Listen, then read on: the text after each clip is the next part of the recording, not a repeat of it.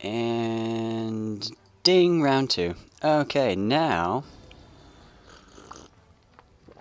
we have the warrior. Because I am the warrior. And I feel like doing some expeditions. So this is going to be a playthrough walkthrough of a Prime 7 Gauntlet, because that's the highest I've gotten up to on this guy so far. And I'm going to do another Gauntlet here. Try for a weapon or a gadget, but this time with the warrior. Panda Man and his cool sword and sheep slippers.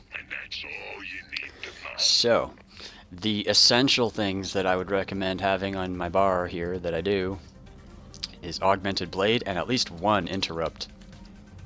At least one interrupt. You always want to have at least one interrupt on your bar when you're doing an instance PvE thing like this. Not necessarily for open world stuff, but if you're going to be doing an expedition or a dungeon, you should definitely have at least one interrupt on your bar. And if you're doing things in larger groups, you should probably have at least 2 interrupts on your bar, or one of your interrupts should be spec'd up to break 2 interrupt armor.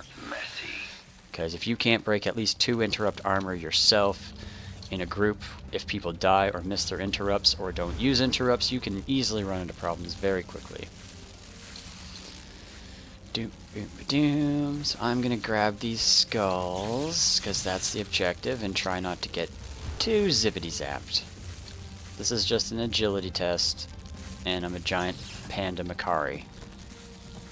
So I'm having some moderate success right now. But, around the laser beam and get the panel, and that's 3 golden skulls. I missed one in that room over there, but that's okay. I'm not going to miss any other ones. I can see it. It's all the way over there. It was in the room with the switch. But it's time to fight.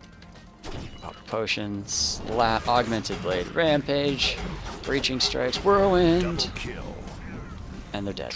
Turn off augmented blade. Atomic slash. That was a couple of tremors, and then rampage. And the whirlwind. And it's very nice. And they're dead. Yeah, you trapped a warrior in a cage and challenged him to a cage match. You're a genius. Yeah, you're an idiot. That's what I got to prove. Come on, Brick. Only a sick man would steal all of these splorks, capture all of these poor defenseless splorks, and strap dynamite to them. You know, like, I mean, there's the Penguin from Batman Returns and strapping, you know, rockets to penguins, and then there's this sick stuff. Like, come on, man. Oh, he's gonna get taught a lesson. Oh, I'm gonna catch these things. I'm gonna get these teddy bears and save these poor defenseless teddy bears.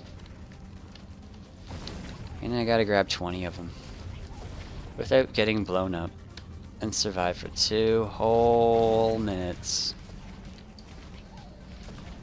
But you should really only need about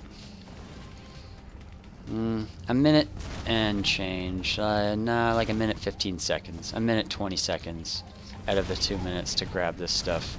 If you got all 20 of them in a minute, you did pretty good.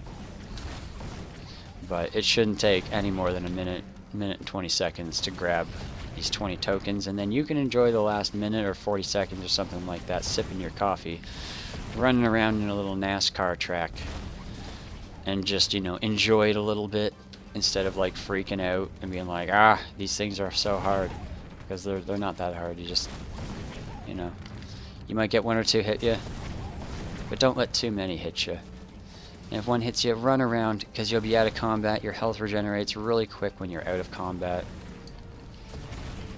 And there's 20. And I've got plenty of time to trudge in my NASCAR-shaped pattern and just use my mouse look to dodge a little bit, and try not to get knocked up into that bar, because if you get knocked up over the bar while you're drinking your coffee, you could be trapped in there, and then you might actually have to drop your coffee or put it down quickly to jump to get out of the bar. That's bad. To a nice and painful, boys. And then gotta endorse the product. You can hit escape right afterwards, but gotta endorse something. And I like to run in here, Grab the skull, and I'm gonna go smack down, turn my augmented blade on, hit him with the atomic slash. And then rampage, and whirlwind is gonna pull them all nice on top of each other, double tremor. And then pop my innate. Oh, and give it to him good.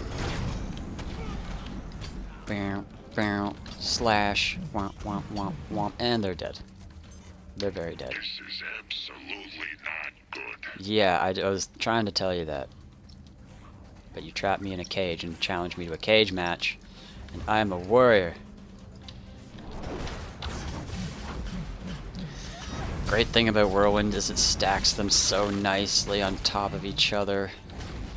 And you don't have to worry about the guys in these cages being like just so far apart that you can't hit everything. You can't hit them both. Or hit all your targets because, yeah. Because Whirlwind pulls everything nicely together and it hurts them. Double kill. It's nice. You know, as Garen would say, spin to win. It's fun.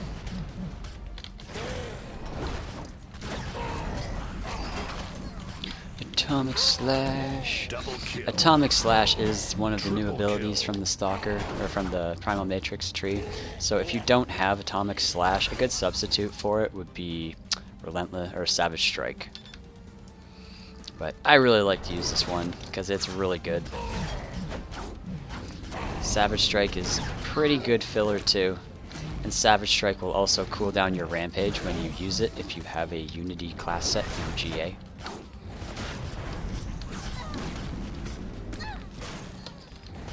And what Augmented Blade does when I turn it on is it starts eating up my kinetic energy, but it empowers my blade, and my blade gets more damage and more lifesteal for every stack that it consumes of my kinetic energy.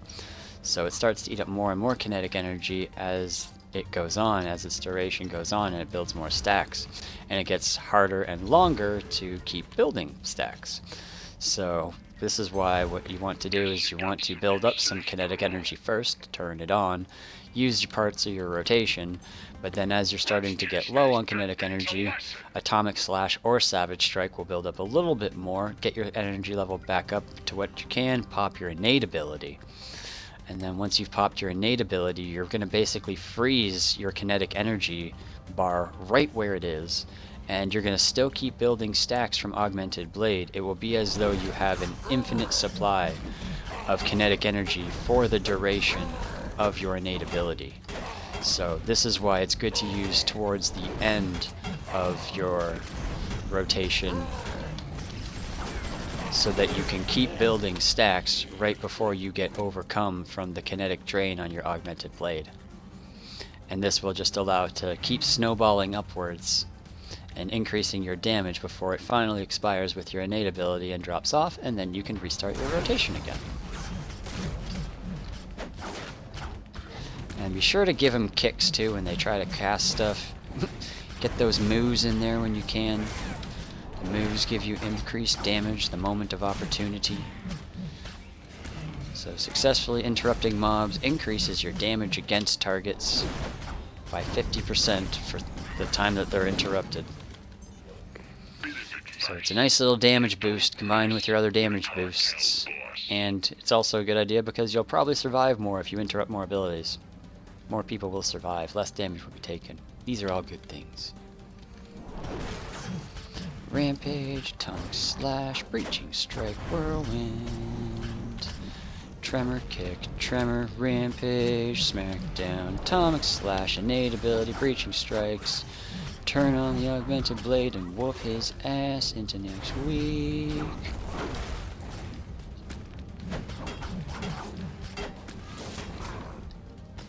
Okay, so that was a little bit slow with my kick there. Yes, I know. But he's dead. Get down. And now give me the brick. Brick, it's time for you to pay. It is time for you to pay for what you have done to my precious splorgs. This here is a physical damage debuff. This builds kinetic energy and also reduces my cooldown gives me extra cooldown reduction on all of my abilities. So it's a kinetic energy builder, and it gives me increased cooldown so I can use all of my rotation faster. It is a great new ability. Breaching Strikes is always usable after a crit, and also builds kinetic energy. Whirlwind is a channeled ability, and you don't want to use like your kick or use any other ability while you're channeling Whirlwind, otherwise you'll interrupt its cast.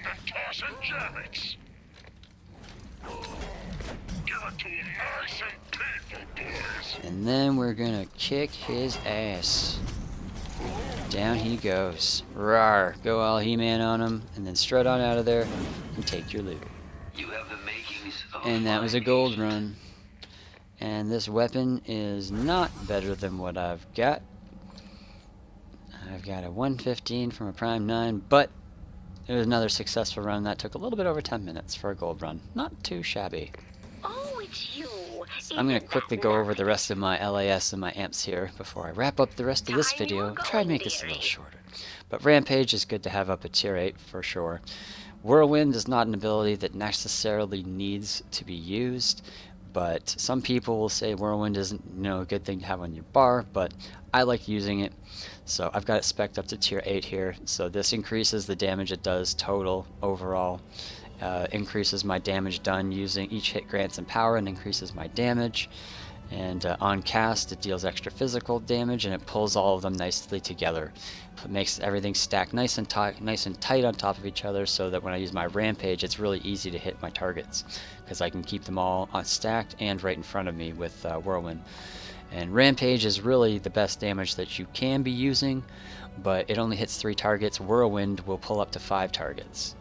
It hits 5 targets and will pull up to 5 targets and stack them right on top of you. And you also get increased movement speed. You get swiftness while you're channeling it. So it's useful in a lot of good ways. Breaching Strikes I've left at tier 1.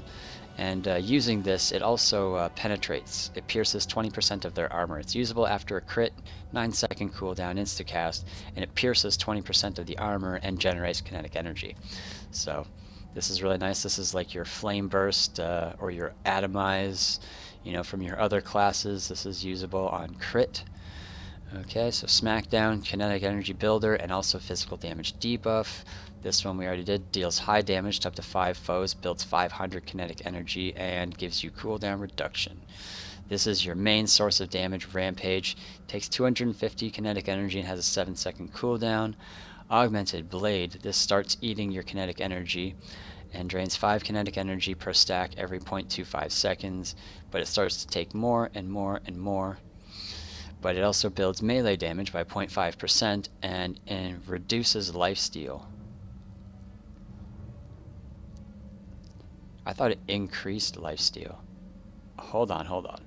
So while active, increase melee damage by 5.5% and lifesteal by 11.8%. Gain a stack of kinetic rage every 1 second. So kinetic rage drains kinetic energy per stack. Each stack increases melee damage but reduces the lifesteal. Okay, so basically it's going to build the damage, but the lifesteal will be lowered. But as your damage gets higher anyways, you're going to be getting more life return from a lower amount of lifesteal anyways.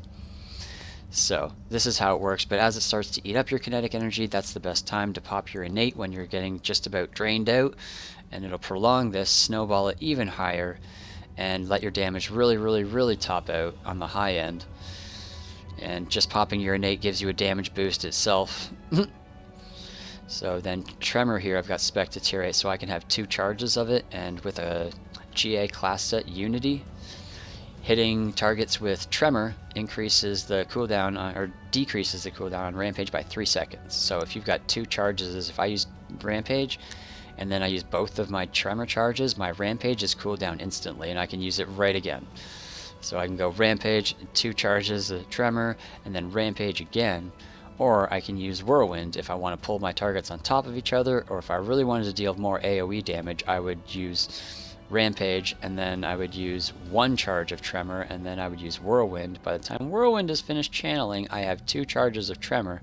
Again, I can use 1 charge of Tremor, cool down Rampage, use it, and then I can use this again, apply my debuff, re-hit with Atomic Slash, Tremor again, and you can turn on Augmented Blade as soon as you start the fight. but you just have to be aware that as you're starting to get low on your kinetic energy, you've got 1, 2, 3 kinetic energy builders. This is usable after a crit. This is usable on cooldown, 9 seconds. This is usable on a 3-second cooldown. Every 3 seconds you can gain 500 kinetic energy from using this ability. And you can increase your cooldown by using it as well. It's so good to have this. But even if you use Savage Strike here, this also is a 3rd builder, but it has an 8-second cooldown. Deals higher damage. Well, deals high damage, but takes a little bit longer to actually get through the jump and then the coming down with it. But you can use Savage Strike as a filler for Atomic Slash if you don't have it yet. And that's how I've done that. My amp tree, it looks like this, and I don't want to go too far into it, but have a look. Maybe hit hold press down Alt and hit print screen, save a screenshot, and then put your mouse over and read the rest of these abilities and what they do at your own convenience. But this is how I've got them spec'd here, and Tremor is unlocked by spec'ing this ability here. You need this to spec Tremor here in your assault tree and spec it up to tier 8 with your ability points. And the rest of it is just meant to give you cooldown reduction, increased damage and armor penetration, and flow with the rest of the build. Okay, so I hope you guys enjoyed this playthrough, walkthrough, discussion, commentary of the warrior through the Gauntlet. And I'll have more of these videos coming out to you guys, hopefully daily or every other day, and some different classes and some different levels each time. Okie dokie, cheers, enjoy.